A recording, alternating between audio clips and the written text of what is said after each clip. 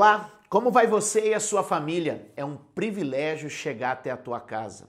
Eu queria que você prestasse atenção nos próximos minutos. Deus tem uma palavra de mudança para você, para fazer uma nova história a partir da tua origem.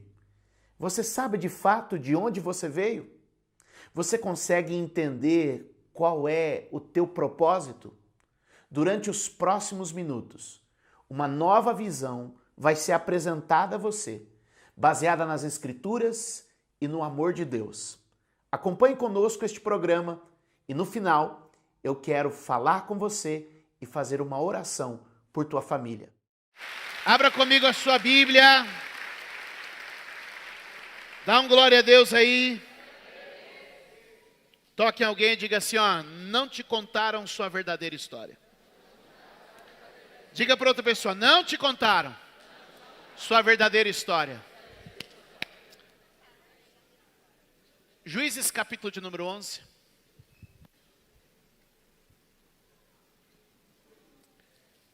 Verso de número 1 ao verso de número 6. Diz assim a palavra do Senhor. Jefté o gileadita era um guerreiro valente.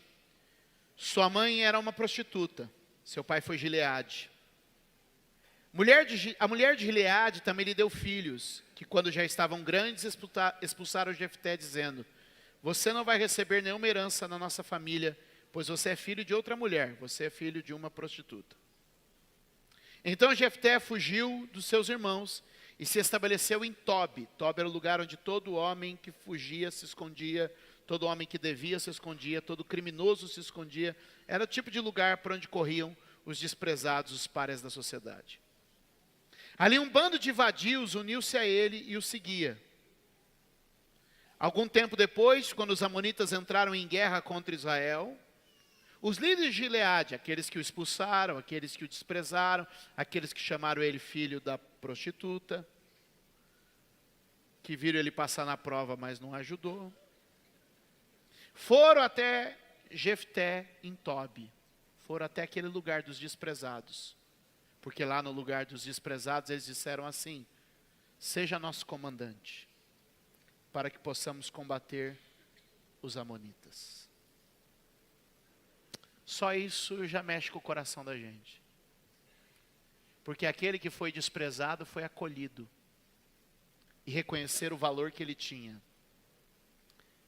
Jefté era filho de um homem importante, que em algum momento do seu casamento saiu com uma prostituta. E antes de ter um filho com a esposa, ele teve um filho com a... Na nossa cultura, se a gente quer xingar bem alguém, a gente chama Jefté, filho de uma prostituta.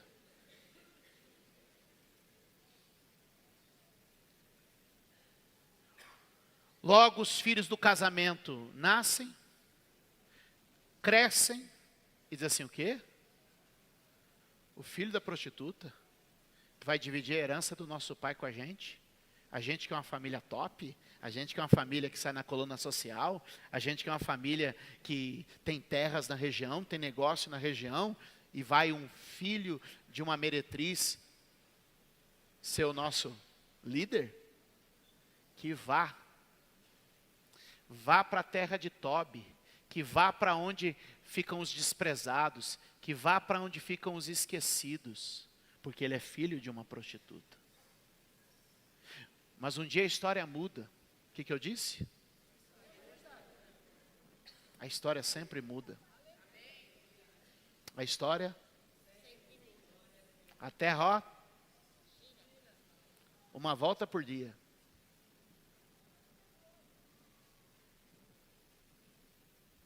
E eles vão até lá em Tobi, onde Jefté pegou o que tinha de pior ao redor dele e se tornou um líder.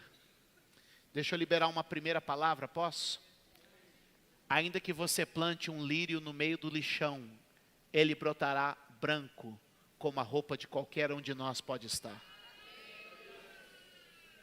Ainda que você plante um lírio no meio de um lixão, ele brotará puro e limpo, como Deus o planejou para ser. Isso já me diz muita coisa. Mas eu quero ler uma outra história com vocês. 1 Crônicas, capítulo de número 4. Verso de número 9 e verso de número 10. O pessoal vai pôr ali. O que a Bíblia diz? Jabes foi o homem mais respeitado de sua família. Jabes foi o homem mais respeitado de sua família. Sua mãe lhe deu o nome de Jabes, dizendo, o que quer dizer Jabes? Com muitas dores o dei à luz. Jabes quer dizer dolorido, dor. Ou seja, quando ela olhava para Jabes, você é a dor da minha vida. Você é a minha dor. Você me dói. Toda vez que eu olhava para Jabes, só lembrava de dor. Olha, você veio numa época ruim da minha vida. Você veio numa época dolorida. Imagina você crescendo e sua mãe só olha para você e diz assim, ô minha dor, ô minha lástima. Mas a Bíblia diz, o que acontece? Verso número 10. Tudo pode ser mudado, sim ou não? Diga para alguém, a história pode ser mudada. A Bíblia diz assim, Jabes orou ao Deus de Israel. E quando ele orou ao Deus de Israel, ele orou assim, abençoa-me e aumenta as minhas terras, que a tua mão seja comigo, guardando-me dos males e livrando-me de dores. E o que aconteceu? Lê o final.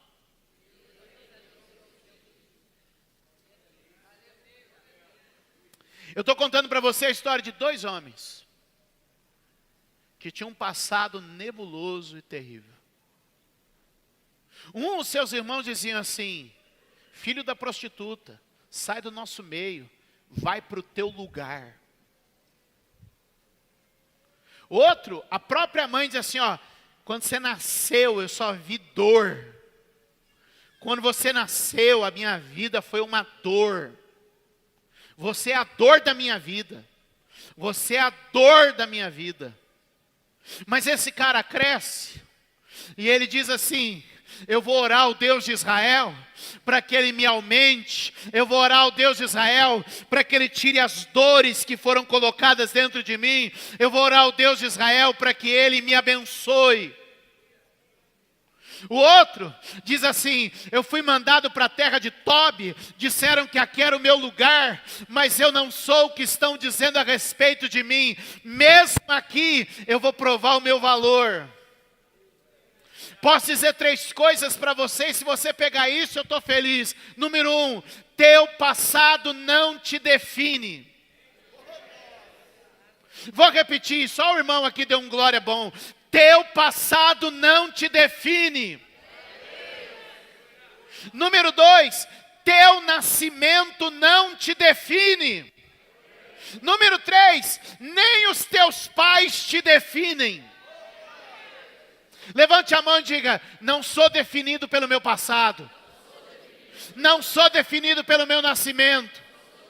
Não sou definido pelos meus pais.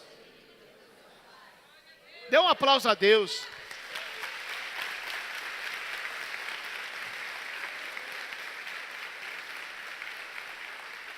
Teu passado pode ser vergonhoso. O lugar que você nasceu pode ser um problema. Teus pais, nem sei. Mas deixa eu te dizer uma coisa, nada disso define você. Segure na mão de alguém e diga, teu passado, teu nascimento, tua família, não define você.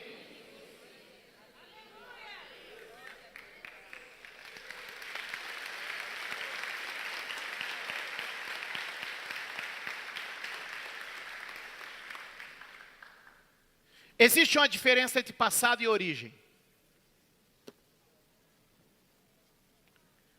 O teu passado é a história que te contaram. Tua origem.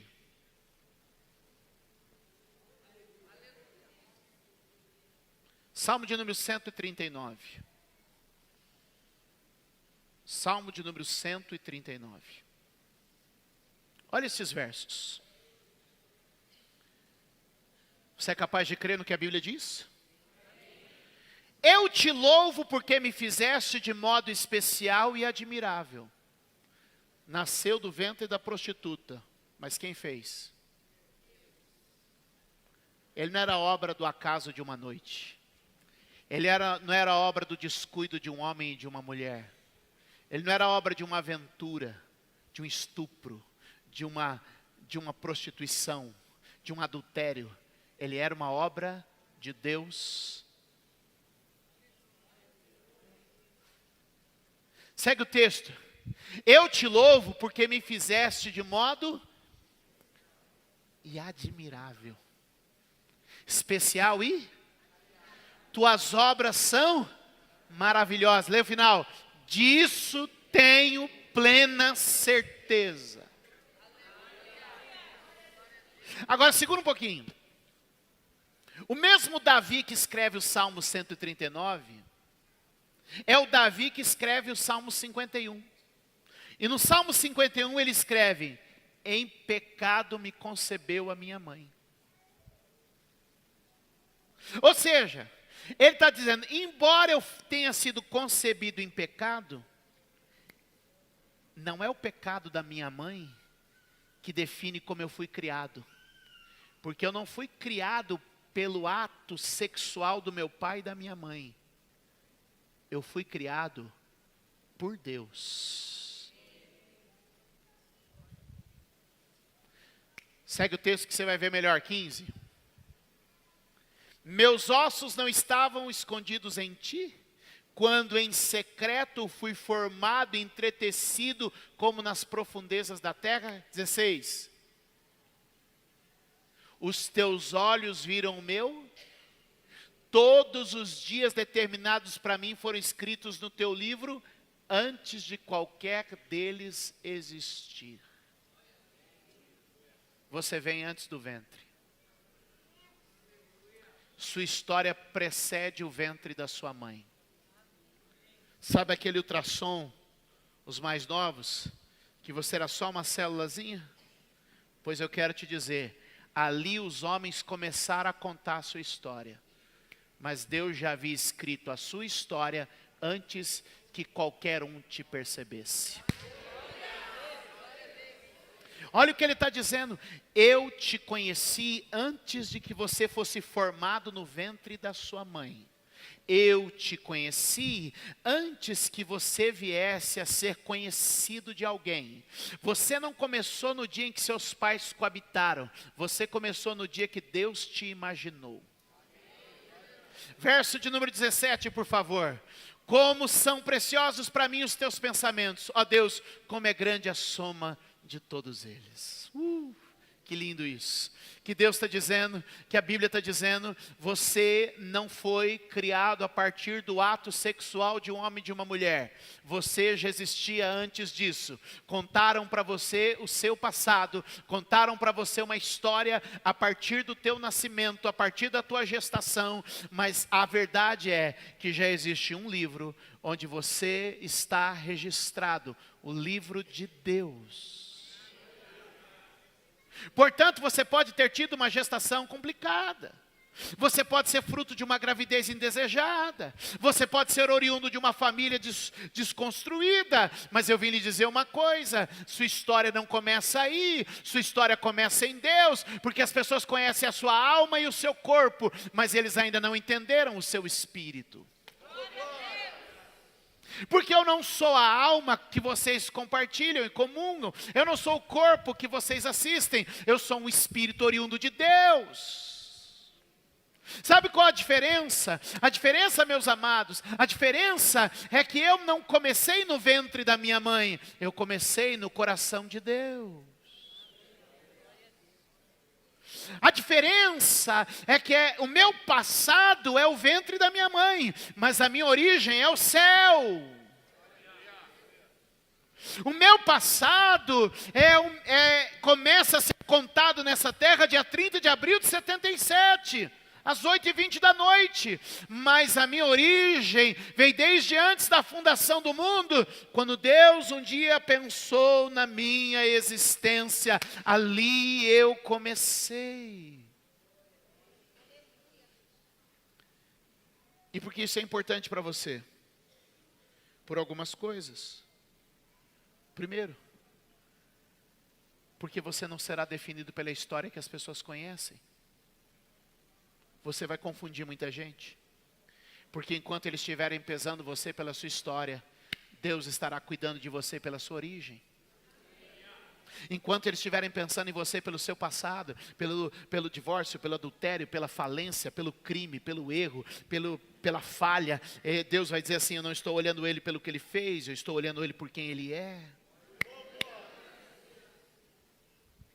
Como é que é o amor de um pai e de uma mãe? Pegando em condições normais.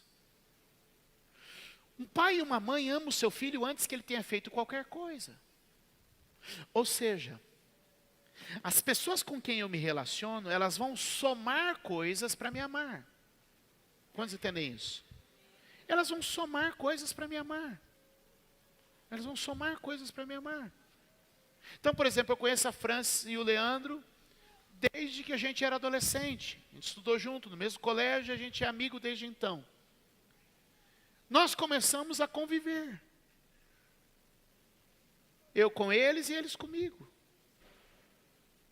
Eu fui somando coisas, e eles foram somando coisas que fez com que a gente se amasse. Então, a nossa relação, ela vem de uma história. E por causa dessa história que a gente tem, a gente se ama.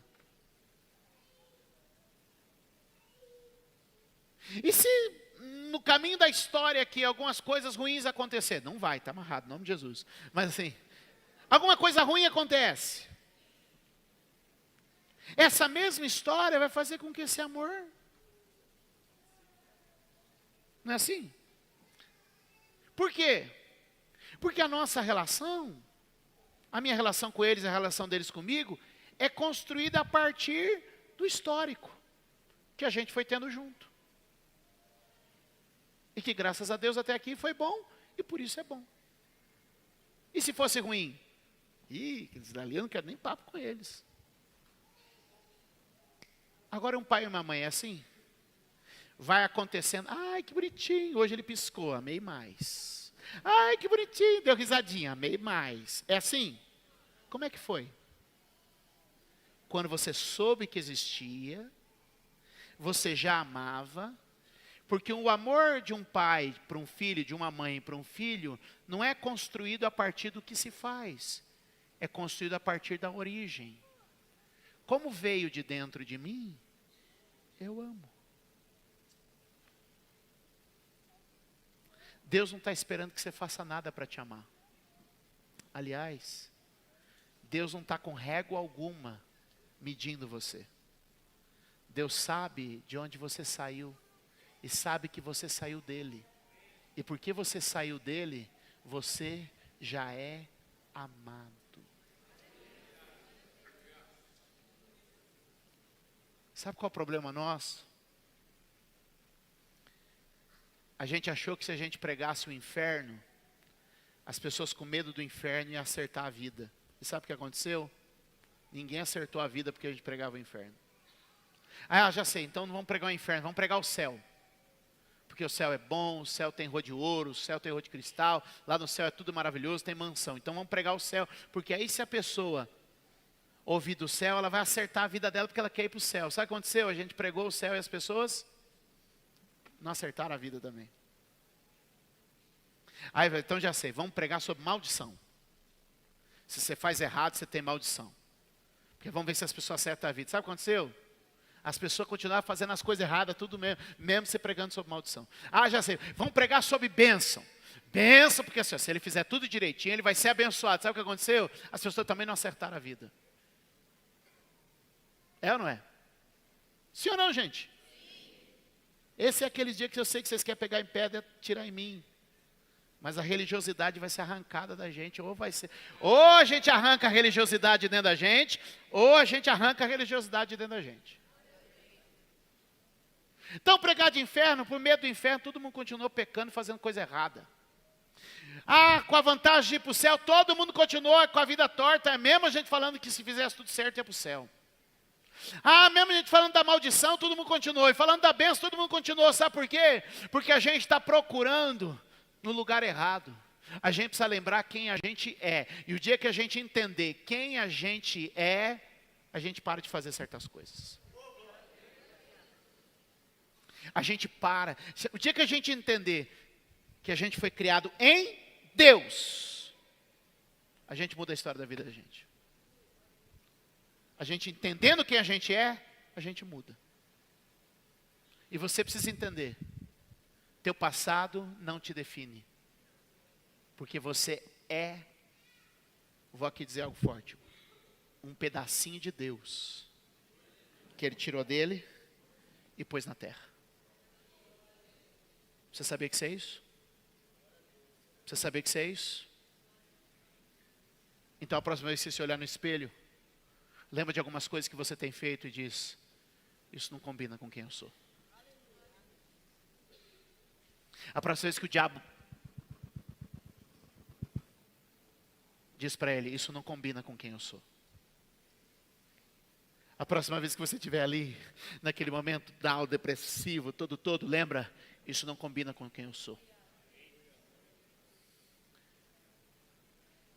A próxima vez que você ficar lembrando das suas dores, das suas feridas do passado, e você quisesse, falar assim, opa, essas feridas não definem quem eu sou, porque não foram delas que eu saí. Eu saí de dentro de Deus.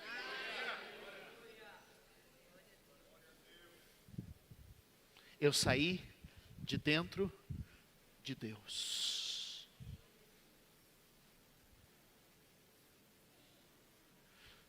Nós estamos somando para ver se amamos. Um filho já é amado por natureza. Quantos podem dizer amém? Amém. Todo fracasso então pode ser mudado quando você rever a história. Se você começar a voltar a tua história, encontramos um ponto aqui, hein? Aí você diga assim, não, vamos voltar mais. Encontramos aqui uma origem, não, vamos voltar mais. Não pare a tua história até que você volte a Deus. Foi em Deus que você começou. E é a partir de Deus que você existe. Você tem que entender quem você é. Você precisa entender quem você é. Eu sou Jefté, o filho da prostituta. Não. Você é uma obra criada de maneira esplêndida e extraordinária. Tua mãe pode ter sido uma prostituta, Jefté. Teus irmãos podem ter jogado você na terra de Tob, esquecida.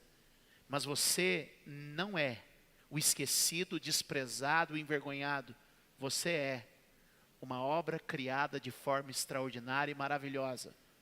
E antes que você estivesse no ventre da sua mãe, Deus começou a escrever um livro. E é deste livro que procede você. Dê um aplauso a Ele.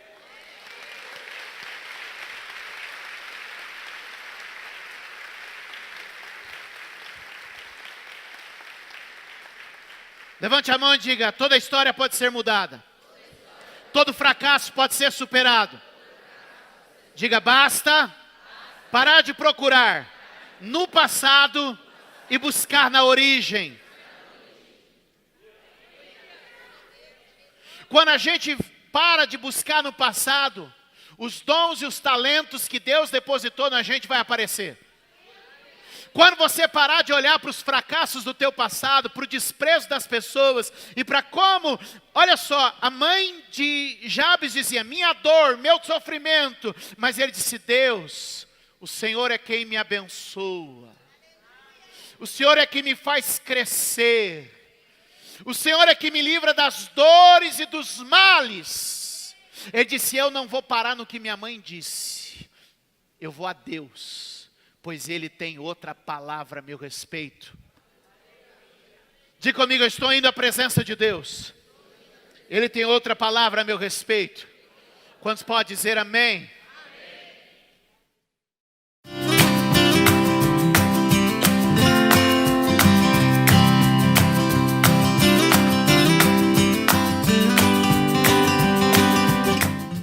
Com certeza, um dos males mais frequentes e presentes na nossa sociedade é a ansiedade. O próprio Senhor Jesus, há 2000 anos, decidiu aplicar um tempo do seu ensino para falar sobre ela. A ansiedade tem afastado pessoas do seu propósito original. Tem tirado a paz e a alegria de desfrutar a vida tão extraordinária, o privilégio de viver. Com certeza, você já deve ter passado por um momento de ansiedade ou está convivendo com pessoas à sua volta que passam por isso também.